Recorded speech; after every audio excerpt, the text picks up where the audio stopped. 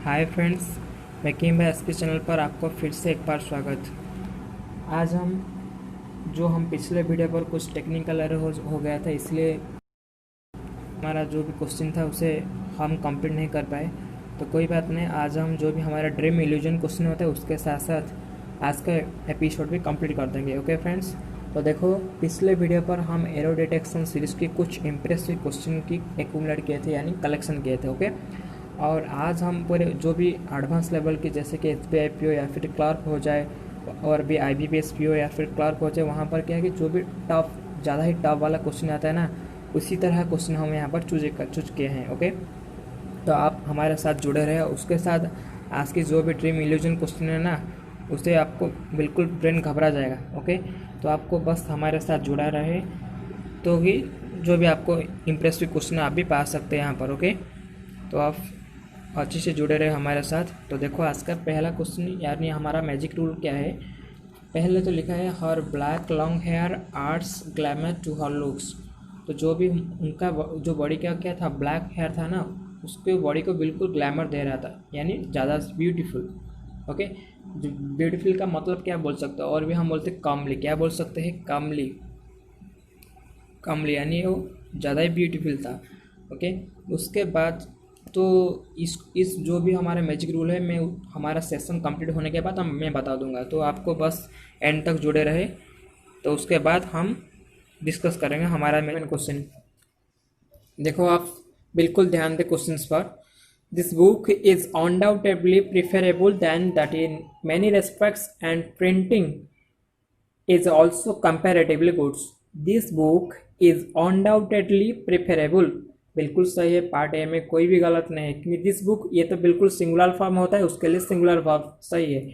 Undoubtedly preferable than that in many respects and printing is also comparatively goods.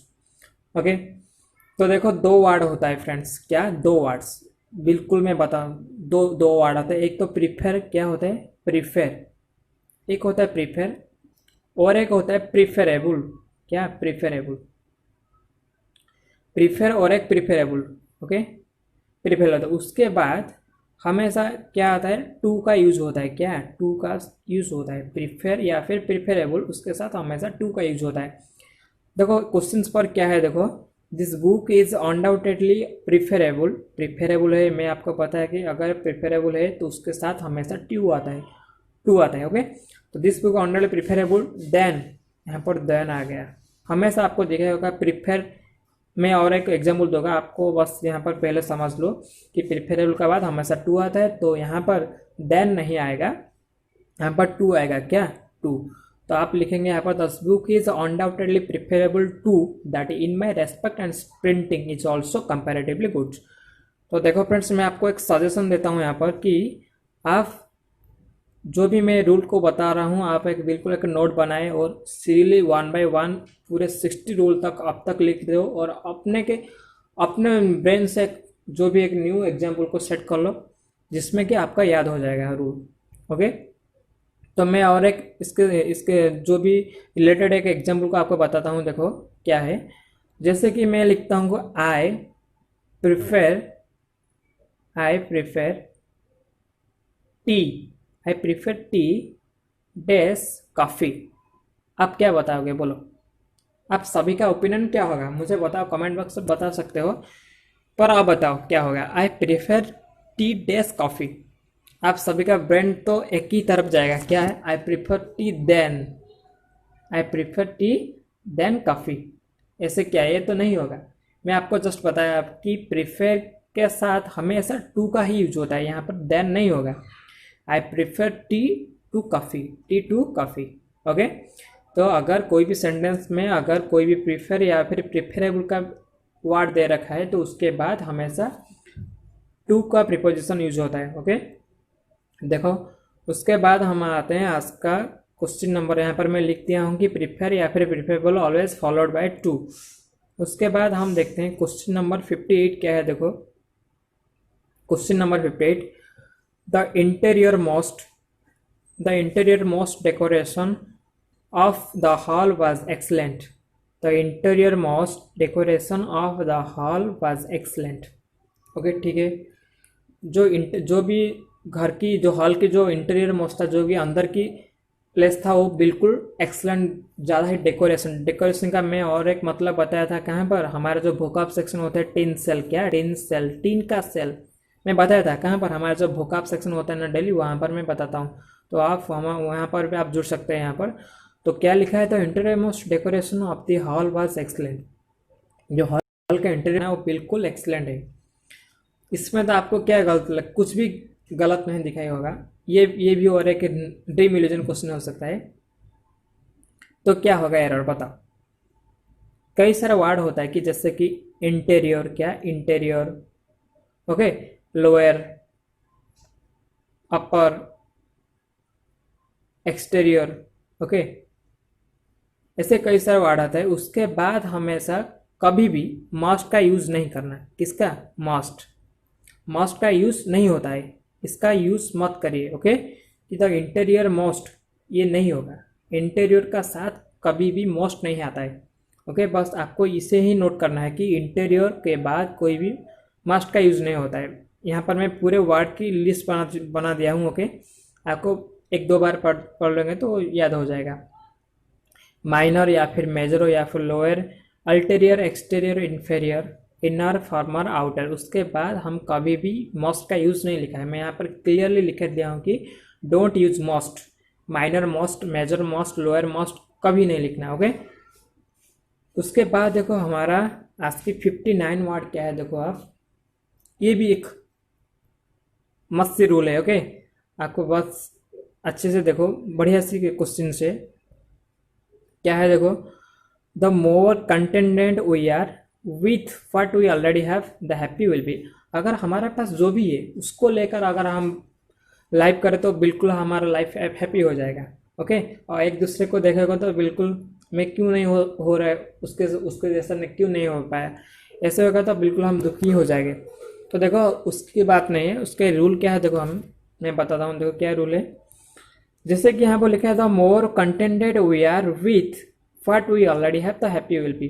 उससे पहले मैं आपको एक रूल बताता हूँ, देखो क्या है कि कभी भी एक सेंटेंस दी और उसके साथ कोई भी कंपैरेटिव डिग्री है, कंपैरेटिव डिग्री जो कि एडजेक्टिव में होता है, और उसके बाद एक एंड आया है, क्या एंड, और उसके बाद फिर से दी प्लस कंपैरेटिव डिग्री होता है, क्या दी प्लस कंपैरेटिव डिग्री होता है। तो उसके बाद हमेशा अगर दी प्लस कंपेरेटिव है तो उसके बाद अगर कोई कंपेरेटिव डिग्री आता है तो उसके साथ भी दी का यूज होना चाहिए। तो देखो क्या लिखा है यहाँ पर, the more contented we are with what we already have the happy will be. देखो द मोर कंटेंटेड, ये तो एक कंपेरेटिव डिग्री है, बिल्कुल सही है क्योंकि यहाँ पर दी का यूज भी हो रहा है, ओके।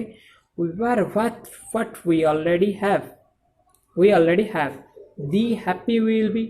यहाँ पर दी हैप्पी नहीं होगा, हैप्पी तो एक जस्ट पॉजिटिव डिग्री होता है, तो उसका कंपेरेटिव डिग्री क्या होगा, हैप्पी का हैप्पियर, क्या हैप्पियर। इसको हम क्लियर कर देता हूँ, ओके। मैं फिर से लिख दूंगा कि हमेशा कि जो भी कंपेरेटिव डिग्री आता है तो उसके साथ अगर और एक कंपेरेटिव डिग्री आता है तो हमेशा वही भी दी प्लस कंपेरेटिव डिग्री में होना चाहिए। तो यहाँ पर हैप्पी नहीं होगा, हैप्पियर हो जाएगा, क्या हैप्पियर, हैप्पियर, ओके। तो ये हो गया हमारा क्वेश्चन नंबर 59। यहाँ पर मैं फिर से रूल को बता देता हूँ कि दी प्लस कंपेरेटिव डिग्री उसके साथ हमेशा और एक द प्लस कंपेरेटिव डिग्री आना ही चाहिए, ओके। तो देखो क्वेश्चन नंबर 60 क्या है, देखो friends, Rahul is the most intelligent, Rahul is the most intelligent and tallest actor of the Bollywood. थोड़ी देर में एडजस्ट करता हूँ उसको, क्या लिखा है देखो, the Rahul is the most intelligent and tallest actor of the Bollywood. अगर कोई भी सेंटेंस को आपको दिखाई दे रहा है कि वहाँ पर एक सुपरलेटिव डिग्री है, एक पॉइंट 1 क्या है, एक सुपरलेटिव डिग्री है, ठीक है, और क्या दिखाई दे एक मोस्ट प्लस सुपर डिग्री है, मोस्ट प्लस सुपरलेटिव डिग्री है, ओके। तो आपको वहाँ पर क्या करना है कि पहले आपको मोस्ट फॉर्म की जो सुपरलेटिव डिग्री है उससे लाना है, और उसके बाद आना चाहिए जो भी और एक सुपरलेटिव उसको लाना है। तो पहले हमको मोस्ट को प्रेफर करना चाहिए, ओके। जैसे तो देखो यहाँ पर क्या लिखा है कि Rahul is the most intelligent, ये एक सुपरलेटिव डिग्री हो गया, okay, okay. Rahul is the most intelligent tallest था बॉलीवुड। ओके, तो यहाँ पर most is the most intelligent, ये एक सुपरलेटिव डिग्री हो गया।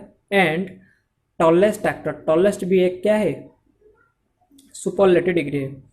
तो हमें यहाँ पर गलत कहाँ पर हो गया, पार्ट बी पर हो गया। तो क्या लिखना है कि Rahul is the tallest and most intelligent of the Bollywood. को थोड़ी सी ध्यान देना है मैं किस तरह सॉल्व कर रहा हूँ, बस आपको ही उसी तरह नजर बनाकर पढ़ना है। ओके, तो देखो पहला क्वेश्चन क्या है, क्वेश्चन नंबर आज का जो भी 61 लिखा था, क्वेश्चन क्या था, removal of Alok Verma as director of the Central Bureau of Investigation is a disconcerting denouement to an unseemingly episode. देखो पहले तो क्या है, पहले तो आपको इस जो भी सेंटेंस दिया उसका मीनिंग को आपको समझना है। देखो क्या है, the removal of Alok Verma as director of the Central Bureau of Investigation, इसका मतलब क्या है, जो भी आलोक वर्मा एक क्या थे कि डायरेक्टर ऑफ सीबीआई थे, जो हमारा एक इन्वेस्टिगेशन डिपार्टमेंट होता है ना इंडिया की, उसकी डायरेक्टर थे। तो जब भी उसको रिमूवल किया गया, उनके जो उसका पदावनति किया गया, मतलब उनको हटा दिया, किसके ना, सीबीआई से, डायरेक्टर से। तो is a discounting denouement to an unseemingly episode. देखो जो भी उनको रिमूवल करे वो बिल्कुल अप्रोप्रिएट ही नहीं था, वो सही ही नहीं था। अचानक ऐसे कैसे हो गया कि जो भी हमारा आलोक वर्मा था उसको हटा दिया गया सीबीआई डिपार्टमेंट से, तो बिल्कुल ये अप्रोप्रिएट नहीं था। तो ये तो हमारा सेंस आपको समझ आ गया, ठीक है। तो इंग्लिश को मीनिंग को समझ में साथ साथ यहाँ पर एरर भी हमें ढूंढना है। तो मीनिंग में तो कोई भी हिंदी की मतलब से हमें कोई भी एरर नहीं मिलता है। तो देखो क्या हो सकता है यहाँ पर, देखो एक वर्ड होता है अनसीमिंगली, क्या लिखा है यहाँ पर, अनसीमिंगली, उसके बाद एपिसोड। हमें पता है कि एपिसोड क्या होता है, एक नाउन होता है, क्या, नाउन, ठीक है, इसमें कोई गलती नहीं है, ये एक नाउन है। अनसीमिंगली क्या ऐसे कोई वर्ड होता है इंग्लिश में, मैं बोलूँगा बिल्कुल नहीं। आप भी यहाँ पर सही मत होना चाहिए, क्योंकि अनसीमिंगली ऐसे कोई भी वर्ड नहीं है हमारे इंग्लिश में। तो देखो तो सही यहाँ पर क्या हो जाएगा, यहाँ पर हमें तो पता है कि एपिसोड एक नाउन है, क्या है, एक एपिसोड एक नाउन है।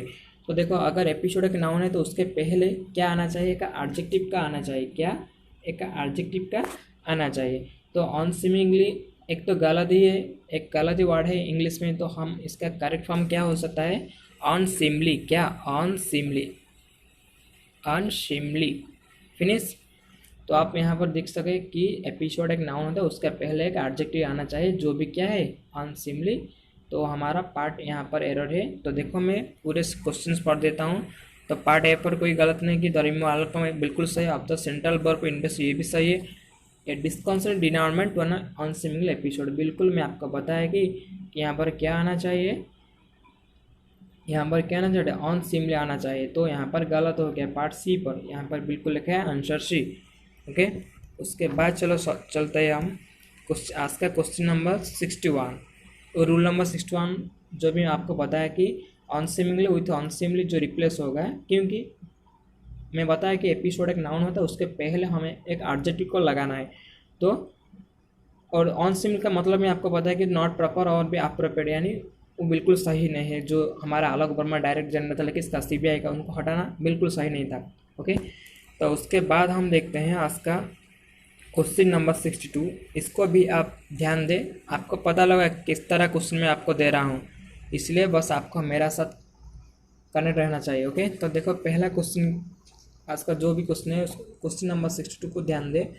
The controversy that began with a public tussle between Mister Verma and special director Rakesh Asthana has been ended with the former's removal although it is cost its transfer। देखो फ्रेंड्स, मैं आपको इंग्लिश एरर के साथ साथ आज कुछ जो भी जीके को पॉइंट ऑफ व्यू में यहाँ पर बता देता हूँ। जो अभी हमारा राकेश अस्थाना है ना, वह हमारा डीजी है, किसका, बीएसएफ का, जो हमारा बॉर्डर सिक्योरिटी फोर्स होता है वहाँ पर डीजी है। ओके, उसके साथ क्या है, उसको एडिशनल चार्ज भी दिया है, किसका, एडिशनल चार्ज दिया है हमारा जो हमारा होता है narcotic control of board, NCB, वहाँ पर उनको क्या दिया है कि एडिशनल चार्ज दिया। तो उसको तो हमारा जीके पॉइंट ऑफ क्लियर हो गया। उसके बाद देखो इंग्लिश का एरर क्या हो सकता है, यहाँ पर मैं आपको बताया। जो भी देखो फिर से क्वेश्चन को अच्छे से ध्यान दो। Controversy that began with a public tussle between Mister, देखो जो भी कंट्रोवर्सी था, यानी जो भी उनका बीच में क्वारल चल रहा था किसका, जो पब्लिक उसके साथ और मिस्टर वर्मा और जो भी राकेश अस्थाना डायरेक्टर, जो भी किसको लेकर कि जो भी फार्मर्स थे, जो भी उनके पहले आए थे डीजी, उनको रिमूवल के लिए जो भी उनका कंट्रोवर्सी चल रहा था उसे एक कॉज मैंने जस्ट ट्रांसफ़र किया, उनको जो भी कंट्रोवर्सी चल रहा था उसको क्या क्या जस्ट पारित किया गया है, यानी उसको हटा दिया। तो देखो यहाँ पर ये तो सेंस हो गया, हिंदी में उसका सेंस हो गया, लेकिन हमें ग्रामेटिकल एरर क्या है, देखो कंट्रोवर्सी एक वर्ड होता है, कंट्रोवर्सी, ठीक है। तो कंट्रोवर्सी का साथ जो भी प्लूरल, जो भी हमारा एंड में क्या आता है कि जो भी हमारा प्रोनाउन आता है हमेशा इसका साथ इटसेल्फ आना चाहिए, क्या इटसेल्फ आना चाहिए। तो ठीक है, उसका कोई बात नहीं। तो देखो इटसेल्फ आना चाहिए, और इटसेल्फ आएगा तो ये क्यों क्या हो जाएगा, एक एक्टिव वॉइस। क्या होना चाहिए, एक्टिव वॉइस। एक्टिव वॉइस आप दो बार को नोट करिए यहाँ पर, अगर कंट्रोवर्सी आया तो उसके बाद इटसेल्फ आना चाहिए, ठीक है। अगर इटसेल्फ आया तो उसके बाद क्या आना चाहिए, एक एक्टिव वॉइस का सेंटेंस होना चाहिए, किसका, जो भी हम एक्टिव वॉइस पास पढ़ते हैं एक्टिव वॉइस का सेंस होना चाहिए। तो देखो यहाँ पर सही है, एक्टिव वॉइस तो हो गया। तो देखो पहले इस सेंटेंस के एक्टिव वॉइस में सच पे है या नहीं, ये हमें सही करना है। तो देखो the controversy that began with a public tussle between Mister Verma and, यहाँ तक तो बस सब्जेक्ट के बाद ही चल रहा है, and special director Rakesh Verma चल रहा है, उसके बाद भर आ गया हैज़ बीन एंडेड। क्या आ गया, एंडेड। देखो हैज़ बीन एंडेड क्या किसका फॉर्म है, वो एक पासिव फॉर्म होता है, क्या पासिव फॉर्म। तो पासिव फॉर्म होता है, तो इसको हम कैसे एक्टिव को कन्वर्ट कर सकते हैं, इसको हम लिख सकते हैं हैज़ बीन एंडिंग। क्या लिख सकते हैं, हैज़ बीन एंडिंग। तो ओके फ्रेंड्स, आपको समझ में आ गया। मैं फिर से बता देता हूँ, कभी भी अगर सेंटेंस में क्या आ गया कि अगर सेंटेंस में कलर चेंज कर रहा हूँ, अगर सेंटेंस में क्या आ गया, कंट्रोवर्सी आ गया, क्या आ गया कंट्रोवर्सी, तो उसके बाद इटसेल्फ आना चाहिए, क्या इटसेल्फ आना चाहिए, और उसके बाद हमारा क्या सेंस होना चाहिए, पासिव फॉर्म का, क्या नहीं यार एक्टिव फॉर्म का होना चाहिए, क्या एक्टिव वॉइस का, ओके। तो उसके बाद आता है तो हमारा पार्ट, देखो यहाँ पर गलत आ गया, यह हमारा हैज़ बीन एंडेड, यानी पार्ट बी पर एरर आ गया, किसका, पार्ट बी पर यहाँ पर, क्योंकि हमारा हैज़ बीन एंडिंग होना चाहिए, ओके। उसके बाद आता है हमारा, ये मैं आपको बिल्कुल रूल अच्छे से लिख लिया हूँ, आप उसे पढ़ सकते हैं, मैं आपको PDF दे दूँगा डिस्क्रिप्शन बॉक्स पर, ओके। और उसके बाद हम देखते हैं आज का question number 63, okay. Question number 63 क्या है, the Supreme Court's judgement makes it clear that as long as such transfer follow a such procedure that in the incumbent may be replaced. तो देखो क्या है, मैं आपको पहले इसका मीनिंग बता देता हूँ आपको। द सुप्रीम कोर्ट जजमेंट, जो भी सुप्रीम कोर्ट का जो भी जजमेंट था, मैक्स इट क्लियर, वो क्लियर करता है कि that as long as such transfer follow set procedure, जो भी जो ट्रांसफ़र कर रहा है, जो भी कुछ ट्रांसफ़र कर रहे, अगर वो इसी तरह का प्रोसीजर को मेंटेनेंस करे तो द इंक्रीमेंट में भी रिप्लेस, जो भी इनक्यूब का मतलब क्या होता है, मतलब डिपेंड होता है, क्या है, डिपेंड। अगर ऐसे ही ट्रांसफ़र होगा तो जो भी डिपेंडेंस था वो बिल्कुल कम हो जाएगा, ओके। तो ये तो हमारे इंग्लिश का सेंस होगा कि जो भी सुप्रीम कोर्ट का जजमेंट था वो बिल्कुल क्लियर होता है कि अगर ऐसे ही ट्रांसफ़र हुए ना तो हमारा जो डिपेंडेंस वो बिल्कुल कम हो जाएगा, यानी रिप्लेस हो जाएगा। इस सेंस हो गया इंग्लिश की। उसके बाद हम देखते हैं इसका ग्रामेटिकल एरर क्या हो सकता है। देखो फ्रेंड्स, आपको बस एक बात को अच्छे से याद करना है कि अगर, क्या मैं बताता हूँ, बस आपको अच्छे से ध्यान दे, घबराना की कोई बात नहीं, इतनी बड़ी बड़ी क्वेश्चंस इसका कोई बात नहीं, ओके। तो देखो क्वेश्चंस यहाँ पर, ओके। तो देखो क्या यहाँ पर क्या हो सकता है कि अगर कोई भी सेंटेंस में आपको दिख गया कि क्या है, सच है, यहाँ पर क्या सच, तो सच के बाद हमेशा प्लूरल वर्ब और प्लूरल नाउन आता है, क्या प्लूरल वर्ब या फिर प्लूरल नाउन या फिर प्रोनाउन आना चाहिए। तो देखो यहाँ पर क्या लगा, सच ट्रांसफर, क्या सच ट्रांसफर, तो ट्रांसफर नहीं होगा, उसका प्लूरल फॉर्म क्या होगा, ट्रांसफर्स, सच ट्रांसफर्स, ओके। तो ये हमारा क्वेश्चन नंबर 63 हो गया, ओके फ्रेंड्स। उसके बाद हम आते हैं आपका क्वेश्चन नंबर 64, यह हमारा हो गया, क्या यहाँ पर गलत आ गया, पार्ट बी फॉर, ओके, क्योंकि यहाँ पर सच ट्रांसफर शो होना चाहिए। उसके बाद हमें हमारा रूल भी यहाँ पर लिख दिया हूँ, आप बिल्कुल पढ़ सकते हो और बार बार रिवाइज करो, नहीं तो आपका दिमाग में कभी भी फिट नहीं होगा यार, ऐसे ही पढ़ते ही रहोगे। उसके बाद मैं आपको आज का क्वेश्चन नंबर 64 दिखाता हूँ। देखो तब अच्छे से ध्यान दे क्वेश्चंस पर। The panel apparently choose not to hear him on the ground that the Central Vigilance Commissioner, who held an inquiry on the Supreme Court's delayed orders and heard him in the presence of the retired Judge Justice A.K. Patnaik. तो आपको मैं पहले से बता हूँ कि अगर कि कहाँ पर नाउन आ गए, देखो इसमें आप बार बार पढ़ सकते हो, यहाँ पर कोई भी गलत नहीं है। मैं आपको बस कॉन्सेप्ट को बताना चाहता हूँ। देखो यहाँ पर गलत कहाँ पर आ गया, मैं आपको बताता हूँ कि पहले तो उसके पहले क्वेश्चन में बताया हूँ कि अगर कहाँ पर भी नाउन आ गए तो उसके पहले क्या आना चाहिए, एक एडजेक्टिव आना चाहिए। तो जस्ट एक तो क्या हो गया, एक नाउन आ गया तो उसके बाद एक एडजेक्टिव आना चाहिए। लेकिन रिटर क्या है कि वर्ब होता है, रिटर क्या होता है, वर्ब। तो उसका जो भी एडजेक्टिव फॉर्म क्या होता है, देखो मैं यहाँ पर लिख देता हूँ। रिटायर का एडजेक्टिव फॉर्म क्या होता है, रिटायर्ड। क्या, रिटायर्ड। ये हो गया उसका एडजेक्टिव फॉर्म, इसको आप बिल्कुल नोट कर सकते हो। ओके, तो वहाँ पर हमारा गलत कहाँ पर आएगा, देखो यहाँ पर पार्ट सी पर बिल्कुल क्लियर से मेंशन किया है मैं कि orders that had heard him in the presence of the retired जज जस्टिस ए.के. पटनायक। ओके, तो हमारा जो भी था जज की पहले एक एडजेक्टिव आना चाहिए जो कि रिटायर्ड होना चाहिए। क्या, रिटायर्ड। तो मैं यहाँ पर भी रूल लिख रहा हूँ, रूल नंबर 64। यानी अब तक हम पूरे 64 रूल को कवर कर चुके हैं। तो आप बिल्कुल हमारे साथ ऐसे ही कनेक्ट रहे, क्योंकि जो भी आपका अपकमिंग एग्जाम आ रहा है ना, वो बिल्कुल ऐसे ही जोड़ी। मैं आपको ऐसे ही क्वेश्चन दे रहा हूँ कि जो भी एग्जाम के लिए ज़्यादा ही इंपॉर्टेंट है। ओके, देखो क्वेश्चंस क्या है। One of the significant near term risk to the economy is the general election that is expecting to be held in May. देखो क्वेश्चंस के, देखो मैं आपको अच्छे से पहले सेंस को समझ लो कि one of the significant near term risk, जो भी एक जो नियर टर्म रिस्क मतलब जो आसपास के रिस्क है, क्या है कि टू द इकोनॉमी, जो भी हमारा इकोनॉमी है उसको नियर टर्म यानी आसपास एक रिस्क आ रहा है। क्या है कि इज अ जनरल इलेक्शन, वो क्या है, इलेक्शन है। That is expecting to be held in, जो भी हमारा मई महीने में होने वाला था क्या, इलेक्शन, उन पर एक उसके लिए क्या होगा कि हमारा जो इकोनॉमी है, इकोनॉमी की ग्रोथ होता है ना, वहाँ पर थोड़ी सी घबराहट यानी गिरावट हो सकता है। ये एक्चुअली इंग्लिश का सेंस हो गया। उसके बाद हमें ग्रामेटिकल एरर देखना है। यहाँ पर जो भी लिखा है, one of the significant near term breaks to the economy is the general election, सही है।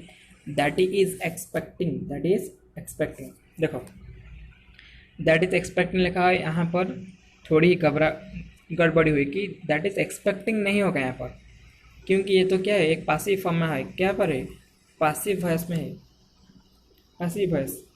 ओके, सॉरी, यहाँ ये एक एक्टिव वॉइस में है, तो हमें यहाँ पर एक्टिव वॉइस नहीं होगा।